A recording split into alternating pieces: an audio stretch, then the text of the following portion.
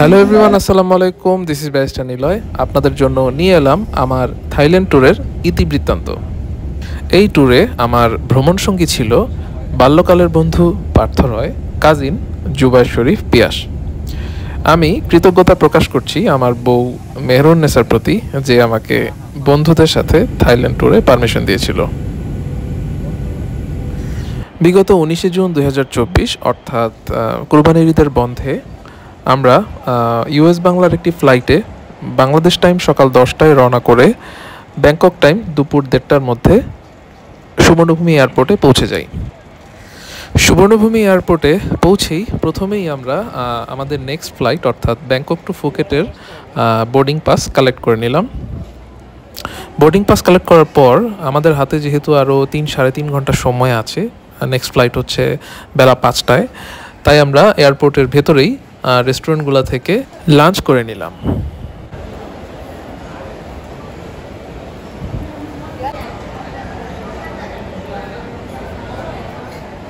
তিন মাসের থাইল্যান্ডের ভিসার জন্যে আমাদের খরচ হয়েছিল জনপ্রতি 5,000 টাকার মতো, এটা এজেন্সির ফি সহ। প্লাস ঢাকা টু ব্যাংককের আপ ডাউন ইউএস বাংলার টিকিট কস্ট ছিল 34,500 টাকা, আর ব্যাংকক থেকে ফুকেটের up down ticket cost Thai এয়ারওয়েজে 15,000 টাকা।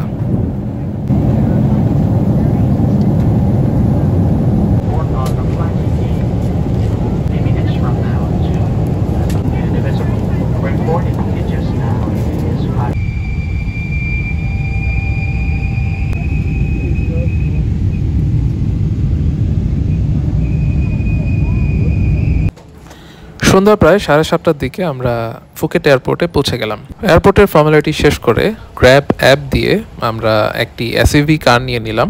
সেখান থেকে আমাদের প্রায় 2 ঘন্টার মতো লাগলো প্যাতং বিচ এরিয়াতে পৌঁছাতে। সেখানে আমরা জাস্ট নাইটটায় স্টে করব, তাই আমাদের হোটেলটিও ছিল ভেরি বাজেট ফ্রেন্ডলি।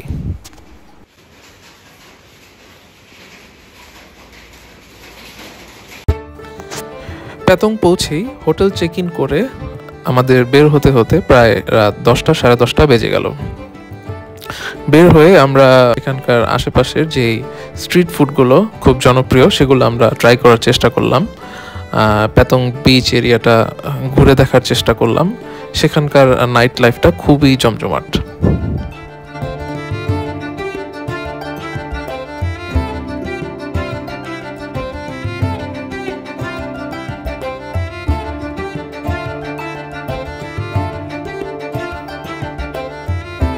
থাইল্যান্ডে মদ, জুয়া আর গাঁজা লিগ্যাল হওয়ার কারণে সেখানে রাস্তাঘাটে কিছুক্ষণ পরে পরেই এসবের দোকান অ্যাভেলেবেল। তাই ওয়েস্টার্ন ট্যুরিস্টদের অন্যতম পছন্দের ডেস্টিনেশন হচ্ছে এই Thailand.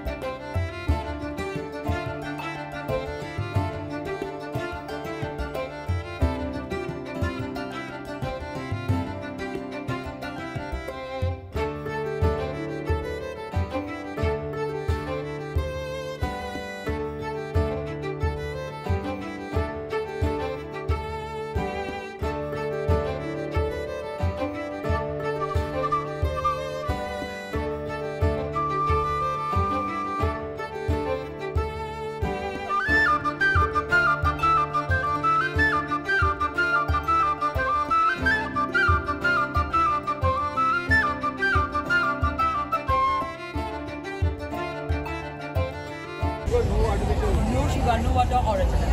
Original? Yeah.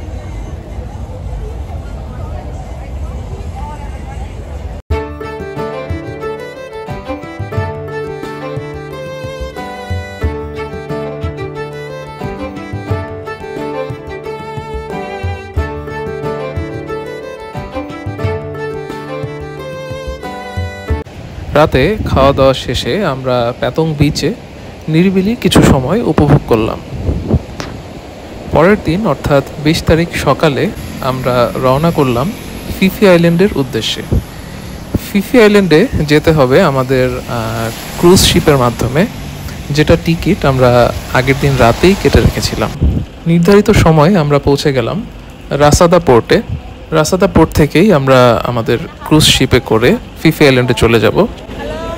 Hello, morning. 3 people. You make only one way to PP. One way to PP. This one we have tea, coffee, cola free on the boat, a cup of drink. And this boarding pass for now. Gate number 2. Turn left there, gate 2.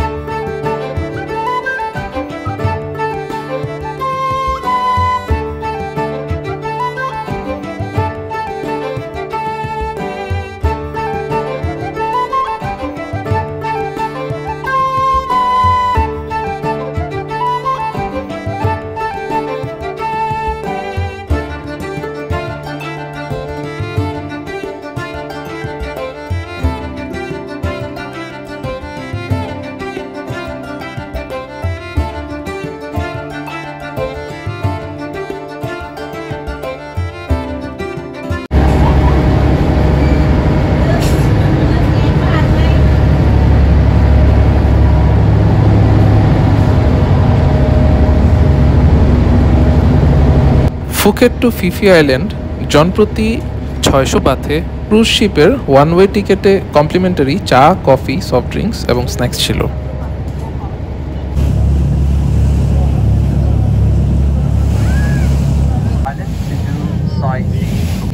At the right side of the boat.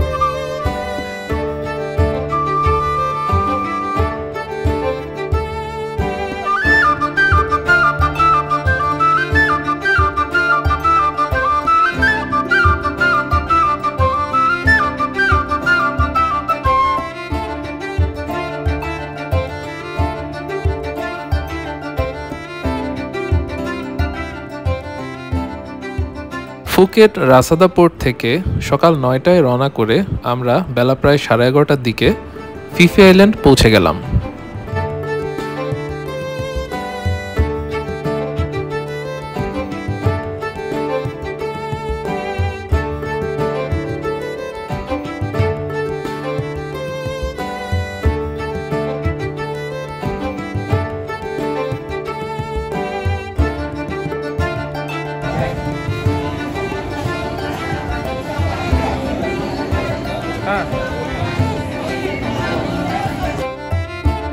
Phi Phi আইল্যান্ডের একটি মজার বিষয় হচ্ছে এই আইল্যান্ডে পায়ে চালিত বা মোটর চালিত কোনো ধরনের যানবাহনই নেই।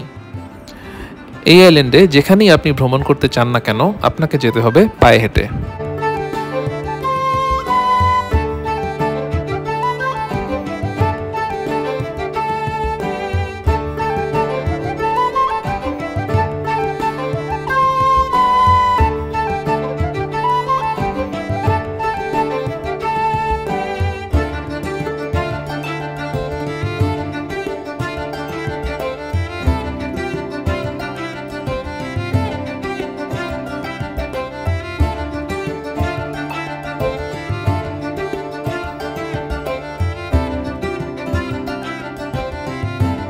ফেরি থেকে নেমে 20 মিনিট হেঁটে আমরা পৌঁছে গেলাম আমাদের হোটেলে। এই হোটেলটির নাম হচ্ছে ইবিজা হোটেল। এটা আমরা বাংলাদেশ থেকেই booking.com এ বুক করে গিয়েছিলাম।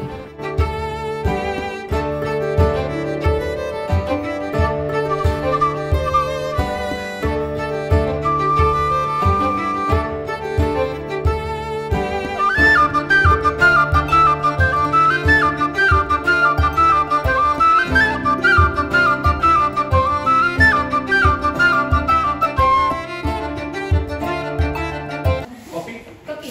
Oh, you have copy. Okay. Two. You have copy more. Okay. And deposit. You want to deposit passport or 1,000 baht? Deposit already paid for the room. My. Deposit for the key deposit. Oh, you will give me return this the deposit when you. When you check out, I return back. Okay. And one more. After যাও তাহলে সাথে যাও। কি 500? Passport দে। হ্যাঁ দিচ্ছি। Hotel check in করে swimming শেষে fresh হয়ে আমরা বের হয়েছি লাঞ্চ করার জন্য। লাঞ্চ শেষে আমরা চলে যাব 7 আইল্যান্ড ট্যুরের জন্য।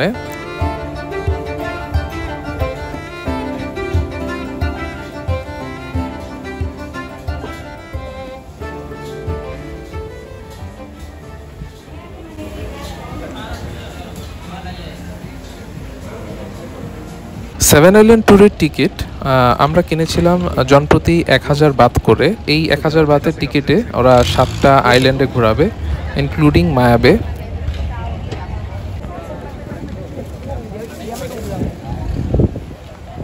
7-in-1. My name is Bao. Yeah, I am the guy in the afternoon and Captain is Toro and my team work. Yeah. So let's get a little bit information. Your bag you can move in the box under your seat. Yeah. This waterproof box. Yeah. And now we are leaving Pile Island. Yeah. You take 15 minutes. Please, when the boat running, no walking. Thank you. Here we go. So everyone need to try the bird net. Yeah, the bird. 7 island ট্যুরের দুইটি package রয়েছে, sunrise এবং sunset. আমরা sunset প্যাকেজটি নিয়েছিলাম, যেটা বেলা 2টায় শুরু হয়েছিল। এই ট্যুরে ইনক্লুডেড ছিল Maya Bay, Shark Point, Ko Phi Phi, Viking Cave, Monkey Beach island, Pileh Lagoon, Phi Leh আর লো সামা বে। এসব জায়গায় বিভিন্ন অ্যাক্টিভিটিস ছিল, যেমন swimming, snorkelling, site seeing, plankton citing এবং sunset. So we get relax time there around 1 hour 40 minutes. Yeah, we give you longer time today. Yeah, so what do we have? We have some snack bar. Some snack bar, corn barbecue, fresh food shake, food and drink. Yeah, so there, please take your money pocket too if you like to buy something to eat there, yeah. Maybe on Maya Beach you can see black tip reef shark. So you can looking for along the beach. Sometimes, yes, the black color moving in the water, that is black tip reef shark. It's wild animal from Maya Bay. Maya Bay is not allowed to swim. So the mask and snorkel just leave on the boat, leave on your seat. Yeah. Later after Maya Bay, we will go second snorkel outside. Yeah. So later meeting time, everyone. So meeting time at the pier 5:15.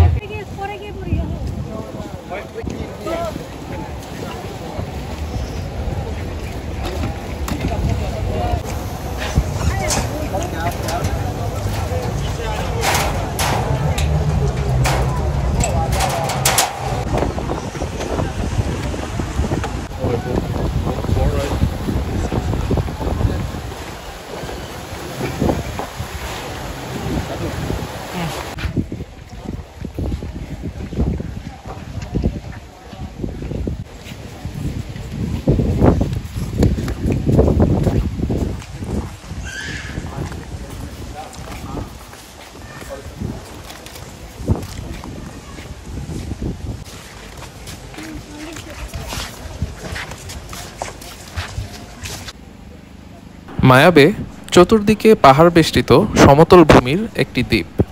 চোখ জুড়ানো সৌন্দর্যে পরিপূর্ণ এই দ্বীপে Hollywood এবং বলিউডের অনেক বিখ্যাত মুভির শুটিং হয়েছে।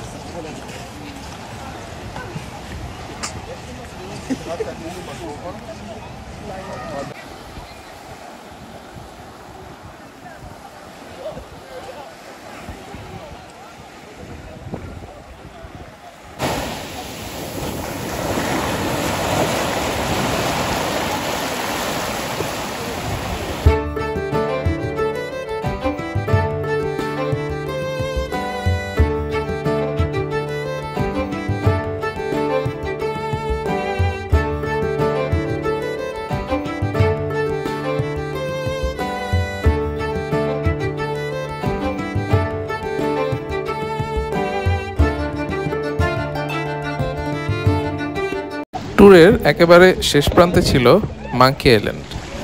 মাঙ্কি আইল্যান্ডের সাথে জড়িয়ে আছে একটি করুণ ইতিহাস। মাঙ্কি আইল্যান্ড ঘোরার সময় আমার হাত থেকে শখের মোবাইল ফোনটি পানিতে পড়ে যায় এবং কিছুক্ষণ পরেই সেটি প্রায় বিকল হয়ে যায়। পরবর্তীতে ব্যাংককে যেয়ে আমাকে একটি নতুন মোবাইল কিনতে হয়।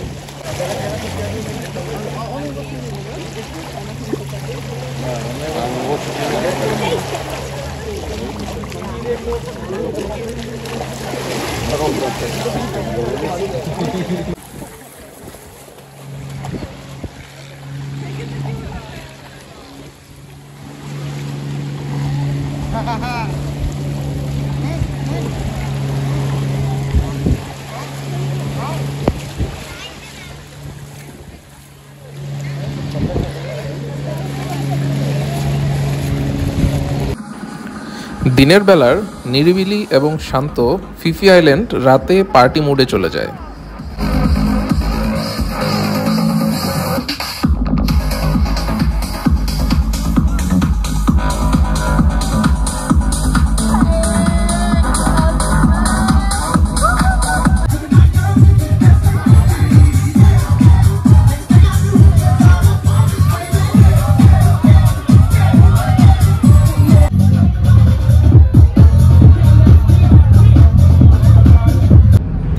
পরদিন অর্থাৎ 21 তারিখ সকাল সকাল আমরা ফিরে যাচ্ছি ফুকেটে।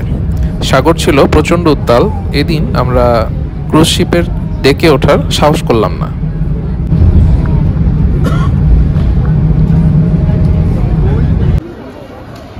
ফুকেট ডোমেস্টিক এয়ারপোর্ট থেকে থাই এয়ারওয়েজের একটি ফ্লাইটে সেদিনই আমরা ব্যাংকক ফিরে যাই। তো একটা বাস আইতেছে, তোরা বাস আবার কি লোক ভাই কি পাইছে একটা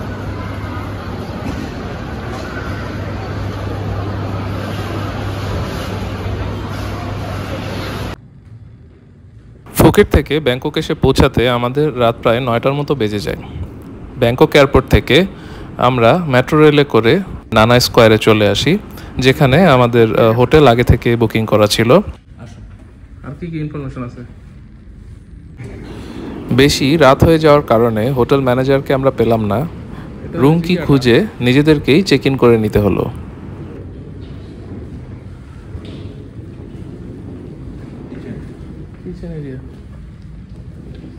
ফ্রিজ আছে।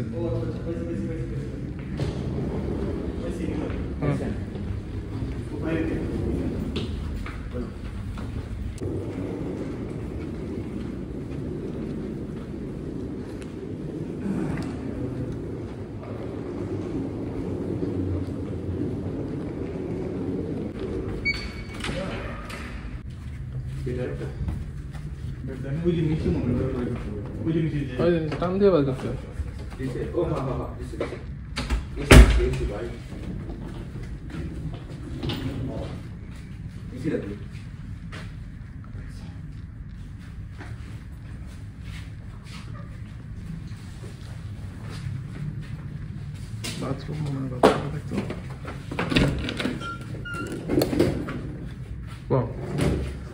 পরের দিন অর্থাৎ 22 তারিখ সকাল সকাল আমরা বের হয়ে যাচ্ছি ব্যাংকক শহর ঘুরে দেখার জন্য। এখানে বলে রাখি, ব্যাংকক শহর মেট্রো রেল, আন্ডারগ্রাউন্ড আর বিভিন্ন রকম রেল সিস্টেম দিয়ে ওয়েল কানেক্টেড। সারাদিন আমাদের অন্য কোনো যানবাহনে চড়তে হয়নি, শুধুমাত্র জনপ্রতি 150 বাথের ডে পাস দিয়েই পুরো ব্যাংকক সিটি ঘুরে দেখতে পেরেছিলাম, বিভিন্ন শপিং মলগুলোতে শপিং করতে পেরেছিলাম।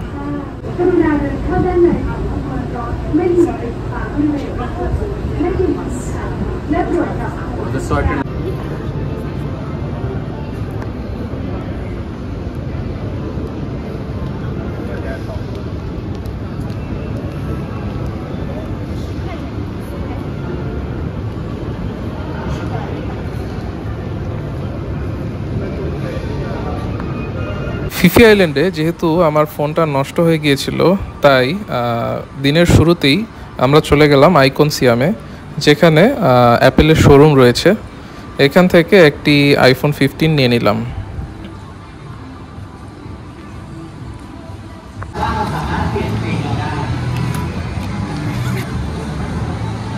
ব্যাংকক শহর সারাদিন ঘোরাঘুরি শেষে আমরা বের হয়েছি নানা স্কোয়ারে রাতে ডিনার করার জন্য।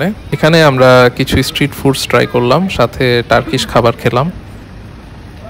লাল রঙের এই ফলটির নাম জাম্বুজেরু ক্যামেরুন ফ্রুট। এই ফলটি আমি আগে কখনো ট্রাই করিনি, খেতে কিছুটা পেয়ারার মতো। এখন আপনাদের থাইল্যান্ড ট্যুরের খরচ বাবদ একটি ধারণা দেওয়ার চেষ্টা করব। ভিসা খরচ 5,000 টাকা। Bangladesh to Bangkok up down airfare ছিল 34,500। Bangkok to Phuket up down per person airfare 15,000। পুরো ট্যুরের পার পারসন হোটেল কস্ট ছিল 5,000 টাকার মতো, যেহেতু আমরা 3 জন রুম শেয়ার করেছিলাম। ফুকেট টু ফিফি আইল্যান্ডের ক্রুজ শিপ আপ ডাউন 4,000 টাকা। 7 আইল্যান্ড ট্যুর বাবদ খরচ হয়েছিল 3,500 টাকা, আর 3 বেলা খাবার সহ অন্যান্য খরচ আরও 8,000 টাকা। এই টোটাল 75,000 টাকার মধ্যে থাইল্যান্ড ঘুরে আসা সম্ভব। 23 জুন 2024 আমাদের ব্যাংকক টু ঢাকার ফিরতি ফ্লাইটটি ছিল বেলা 2:30টায়। আমার চ্যানেলের অন্যান্য ব্লগগুলো দেখার আমন্ত্রণ জানিয়ে আজকের মতো এখানেই বিদায় নিচ্ছি। সবাই ভালো থাকবেন, সুস্থ থাকবেন। আসসালামু আলাইকুম।